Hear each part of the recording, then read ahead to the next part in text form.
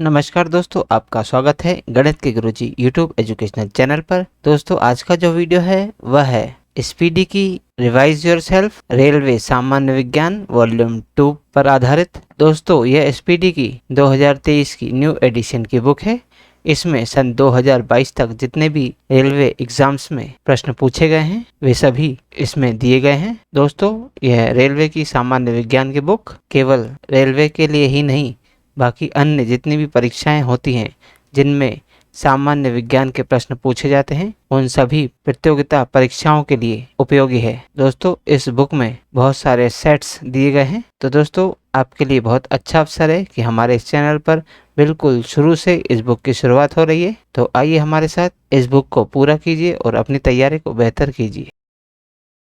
दोस्तों, आज हम करेंगे स्पीडी की वस्तुनिष्ठ सामान्य विज्ञान की रिवाइज योरसेल्फ सेट नंबर 15। तो चलिए दोस्तों फिर शुरू करते हैं। पहला प्रश्न, प्रोटीन का संश्लेषण कहाँ होता है? दोस्तों, प्रोटीन का संश्लेषण राइबोसोम्स में होता है।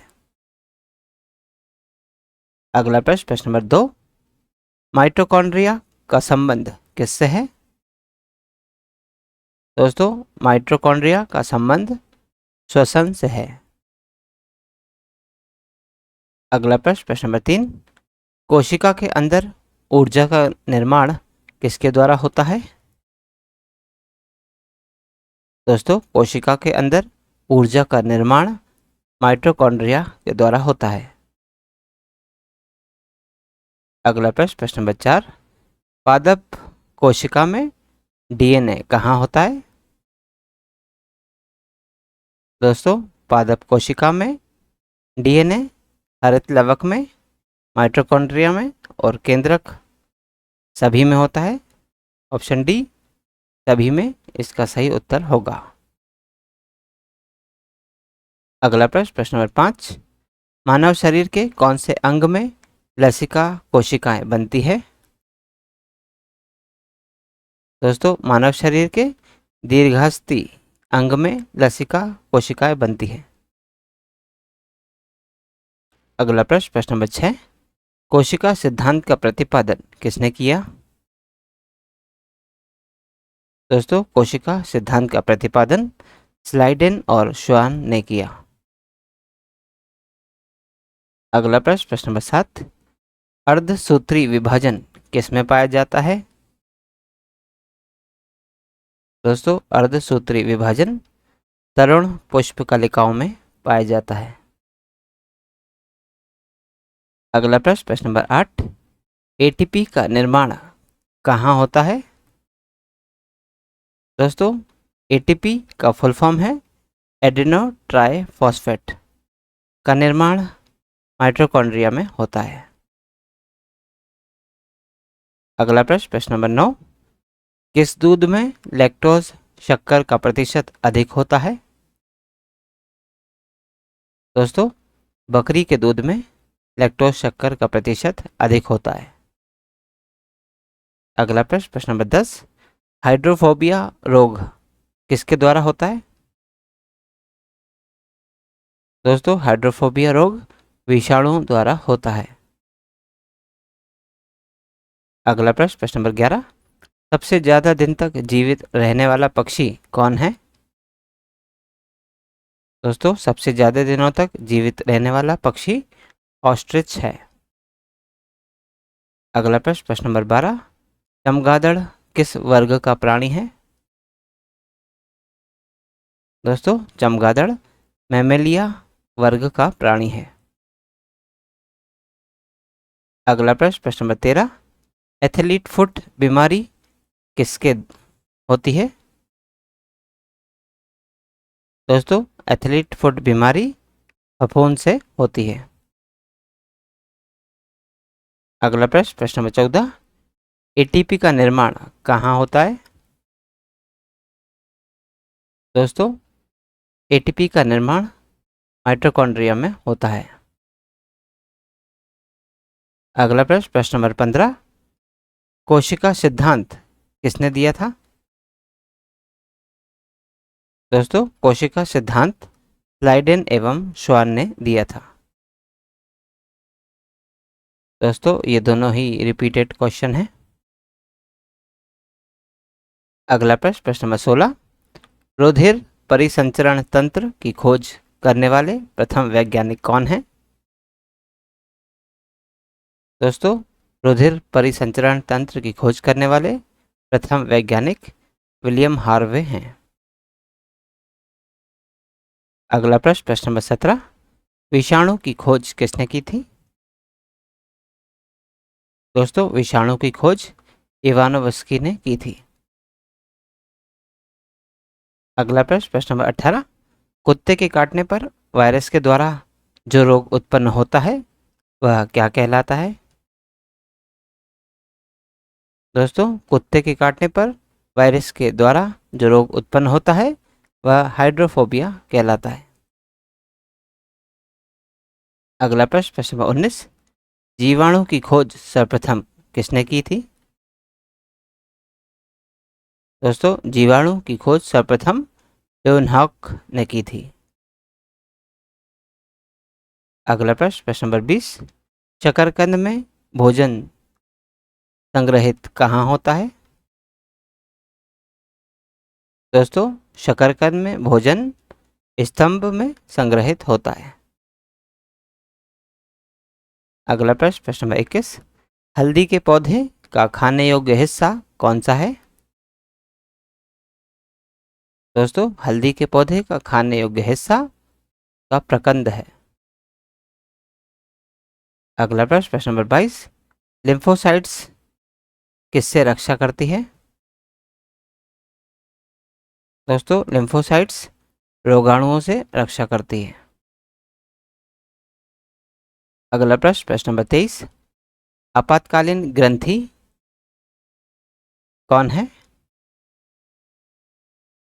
दोस्तों एड्रिनल ग्रंथि आपातकालीन ग्रंथि कहलाती है। अगला प्रश्न, प्रश्न नंबर 24, पेलाग्रा रोग किस पोषक पदार्थ की लगातार कमी से होता है? दोस्तों पेलाग्रा रोग नियासिन पदार्थ की लगातार कमी से होता है। अगला प्रश्न, प्रश्न नंबर 25, मानव शरीर में मास्टर ग्रंथि कौन होती है?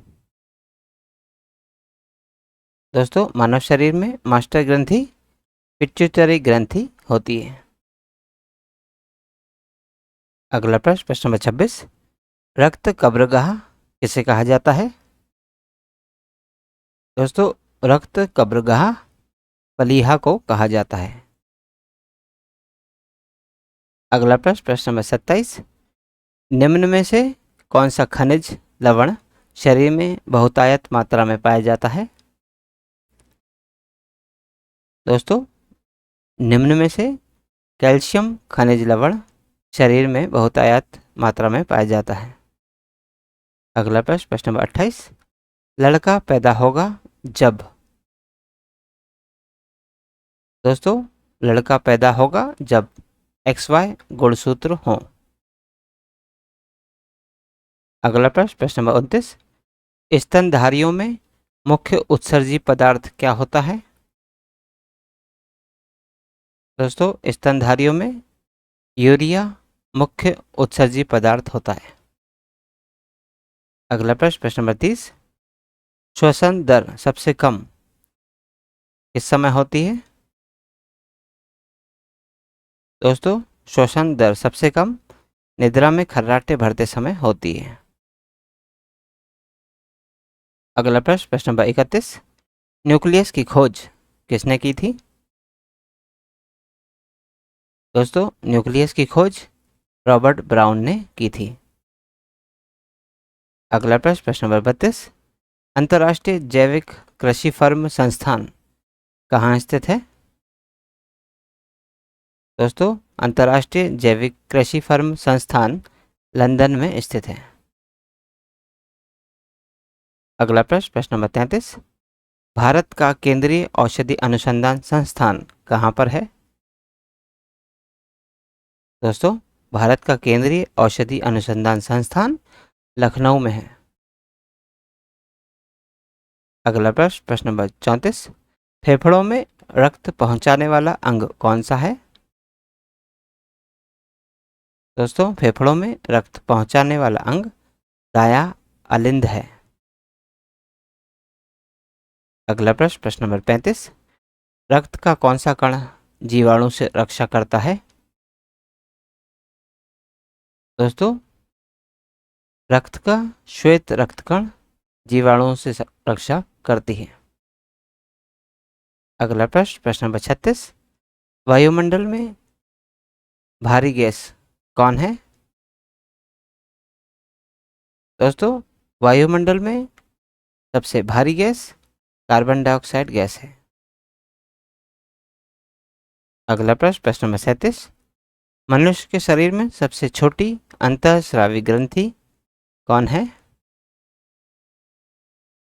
दोस्तों, मनुष्य के शरीर में सबसे छोटी अंतःस्रावी ग्रंथि पीयूष ग्रंथि है। अगला प्रश्न नंबर 38, स्वस्थ मनुष्य के शरीर का तापमान कितना होता है? दोस्तों, स्वस्थ मनुष्य के शरीर का तापमान 98.6 डिग्री फ़ारेनहाइट या 37 डिग्री सेल्सियस होता है। अगला प्रश्न नंबर 39, मानव शरीर को कितने निकोटिक अम्ल की प्रतिदिन आवश्यकता होती है? दोस्तों, मानव शरीर को 15 ग्राम निकोटिनिक अम्ल की प्रतिदिन आवश्यकता होती है। तो दोस्तों, आज की इस प्रश्नावली में 39 प्रश्न थे जो हमारे द्वारा पूर्ण कर लिए गए हैं।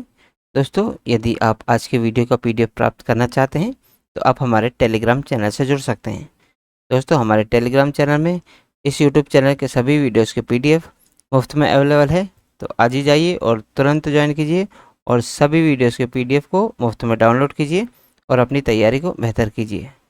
और दोस्तों, यदि आप इस यूट्यूब चैनल पर नए हैं तो चैनल सब्सक्राइब कर लीजिए, वीडियो को लाइक किया कीजिए तथा इसे अन्य लोगों के साथ भी शेयर कीजिए।